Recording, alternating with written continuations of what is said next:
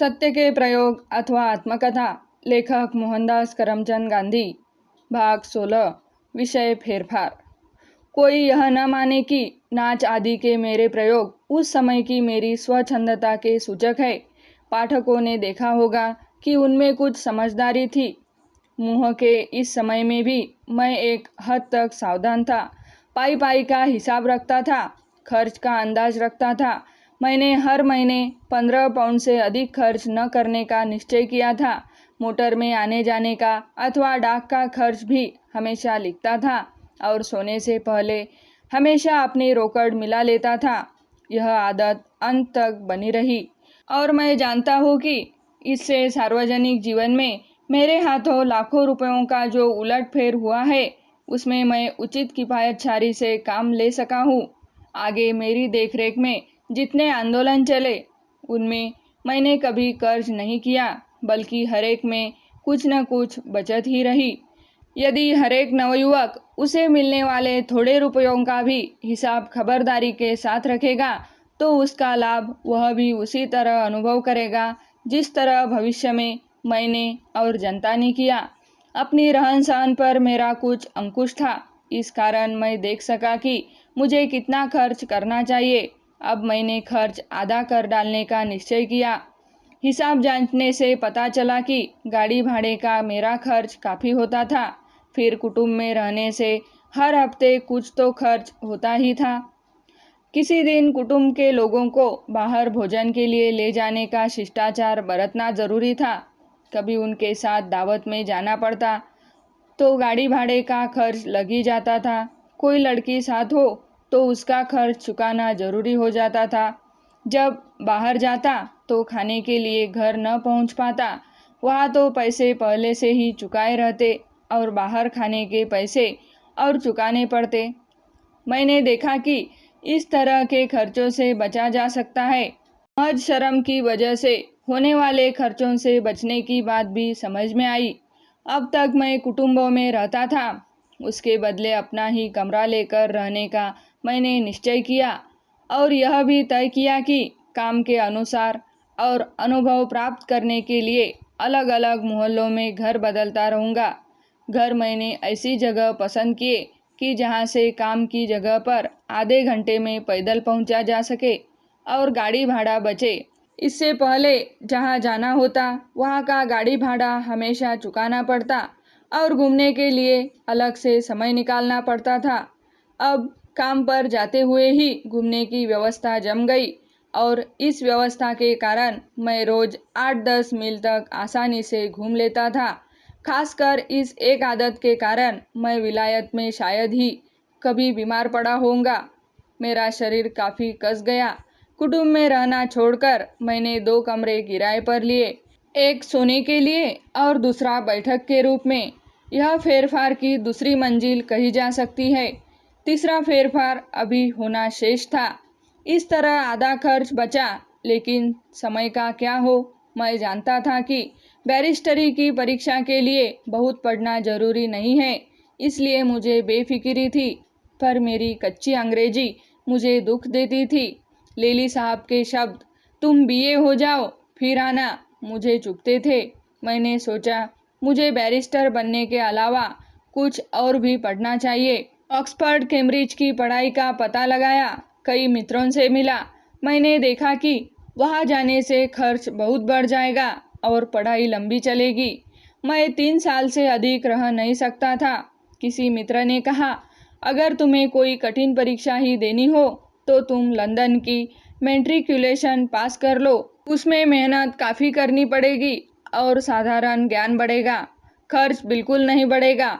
यह सुझाव मुझे अच्छा लगा, पर परीक्षा के विषय देखकर मैं चौंका। लैटिन और दूसरी एक भाषा अनिवार्य थी। लैटिन कैसे सीखी जाए? पर मित्र ने सुझाया, वकील के लिए लैटिन बहुत उपयोगी है। लैटिन जानने वाले के लिए कानूनी किताबें समझना आसान हो जाता है और रोमन लॉ की परीक्षा में एक प्रश्न पत्र तो केवल लैटिन भाषा में ही होता है। इसके सिवाय लैटिन जानने से अंग्रेजी भाषा पर प्रभुत्व बढ़ता है। इन सब दलीलों का मुझ पर असर हुआ। मैंने सोचा, मुश्किल हो चाहे न हो, पर लैटिन तो सीख ही लेनी चाहिए। फ्रेंच की शुरू की हुई पढ़ाई को पूरा करना है, इसलिए निश्चय किया कि दूसरी भाषा फ्रेंच हो। मैट्रिकुलेशन का एक प्राइवेट वर्क चलता था, उसमें भर्ती हो गया। हर छठे महीने परीक्षा होती थी। मेरे पास मुश्किल से 5 महीने का समय था। यह काम मेरे बूते के बाहर था। परिणाम यह हुआ कि सभ्य बनने की जगह मैं अत्यंत उद्यमी विद्यार्थी बन गया। समय पत्रक बनाया, एक एक मिनट का उपयोग किया, पर मेरी बुद्धि या स्मरण शक्ति ऐसी नहीं थी कि दूसरे विषयों के अतिरिक्त लैटिन और फ्रेंच की तैयारी कर सकूं। परीक्षा में बैठा, लैटिन में फेल हो गया। दुख तो हुआ, पर हिम्मत नहीं हारा। लैटिन में रुचि पैदा हो गई थी। मैंने सोचा कि दूसरी बार परीक्षा में बैठने से फ्रेंच अधिक अच्छी हो जाएगी और विज्ञान में नया विषय ले लूँगा। प्रयोगों के अभाव में रसायन शास्त्र मुझे रुचता ही न था। यद्यपि अब देखता हूँ कि उसमें खूब रस आना चाहिए था। देश में तो यह विषय सीखा ही था, इसलिए लंदन की मैट्रिक के लिए भी पहली बार इसी को पसंद किया था। इस बार प्रकाश और उष्णता का विषय लिया। यह विषय आसान माना जाता था, मुझे भी आसान प्रतीत हुआ। पुनः परीक्षा देने की तैयारी के साथ ही रहन सहन में अधिक सादगी लाने का प्रयत्न शुरू किया। मैंने अनुभव किया कि मेरे कुटुंब की गरीबी के अनुरूप मेरा जीवन सादा नहीं बना है। भाई की तंगी के और उनकी उदारता के विचारों ने मुझे व्याकुल बना दिया। जो लोग हर महीने 15 पाउंड या 8 पाउंड खर्च करते थे, उन्हें तो छात्रवृत्तियाँ मिलती थी।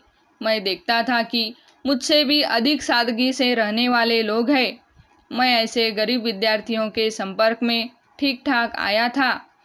एक विद्यार्थी लंदन की गरीब बस्ती में हफ्ते के 2 शिलिंग देकर एक कोठरी में रहता था और लोकार्ड की कोकों की सस्ती दुकान में 2 पेनी का कोको और रोटी खाकर गुजारा करता था।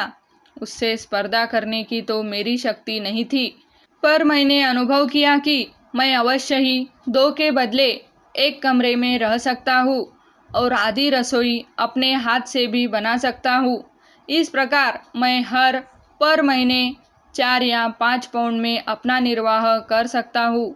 सादी रहन सहन पर पुस्तकें भी पढ़ चुका था। 2 कमरे छोड़ दिए और हफ्ते के 8 शिलिंग पर 1 कमरा किराए से लिया। एक अंगीठी खरीदी और सुबह का भोजन हाथ से बनाना शुरू किया। इसमें मुश्किल से 20 मिनट खर्च होते थे। ओटमील की लपसी बनाने और कोकों के लिए पानी उबालने में कितना समय लगता। दोपहर का भोजन बाहर कर लेता और शाम को फिर कोको बनाकर रोटी के साथ खा लेता। इस तरह मैं 1 से सवा शिलिंग के अंदर रोज के अपने भोजन की व्यवस्था करना सीख गया। यह मेरा अधिक से अधिक पढ़ाई का समय था। जीवन सादा बन जाने से समय अधिक बचा। दूसरी बार परीक्षा में बैठा और पास हुआ, पर पाठक यह न माने कि सादगी से मेरा जीवन नीरस बना होगा। उल्टे इन फेरफारों के कारण मेरी आंतरिक और बाह्य स्थिति के बीच एकता पैदा हुई। कौटुंबिक स्थिति के साथ मेरी रहन सहन का मेल बैठा। जीवन अधिक सारमय बना और मेरे आत्मानंद का पार न रहा। यह प्रयास अच्छा लगे तो चैनल को सब्सक्राइब, लाइक और शेयर करें। धन्यवाद।